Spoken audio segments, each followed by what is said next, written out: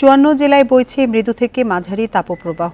আগামী 3 দিন তাপমাত্রা কমার সম্ভাবনা দেখছে না আবহাওয়া অফিস। ভ্যাপসা গরমে অতিষ্ঠ হয়ে উঠছে জনজীবন। রাঙ্গামাটিতে গত 24 ঘন্টায় সর্বোচ্চ 40 ডিগ্রি তাপমাত্রা রেকর্ড করা হয়েছে। সবচেয়ে উষ্ণতম মাস এপ্রিল, তাই দেশের প্রায় সবখানে এখন তাপপ্রবাহ বিরাজ করছে। তীব্র গরম উপেক্ষা করে কাজে বের হচ্ছে খেটে খাওয়া মানুষ।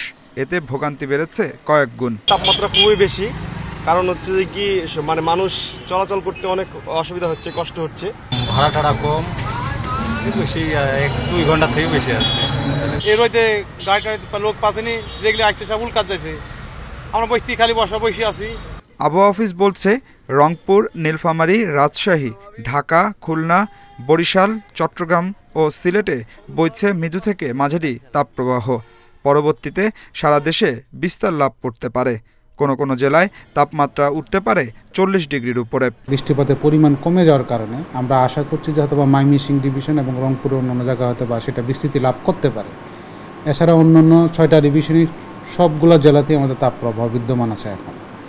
আর আগামী 1 থেকে 2 দিন বা 3 দিন আমাদের বৃষ্টিপাতের পরিমাণ বা বৃষ্টিপাত যদি হয়েও সেটা খুব সামান্য পরিমাণ। মঙ্গলবার রংপুর, ময়মনসিংহ এবং সিলেট বিভাগের 2-1 জায়গায় অস্থায়ীভাবে ঝোড়ো হাওয়া সহ বজ্রবৃষ্টি হতে পারে শিলাবৃষ্টিও। বৃষ্টিপাতের সম্ভাবনা আপাতত আজকে নেই। তাই কালকে আমাদের বৃষ্টির সম্ভাবনা এটা সামান্য, সেটা হলো আমাদের রংপুর এবং ময়মনসিংহ ডিভিশনের একটু অংশে, বিশেষ করে নর্দার্ন পার্টের দিকে। সিলেট, ময়মনসিংহ সামান্য বৃষ্টিপাতের সম্ভাবনা আছে, সেটা খুবই সামান্য পরিমাণ। আর অন্য কোনো জেলা বা ডিভিশনে বৃষ্টির সম্ভাবনা আপাতত নেই।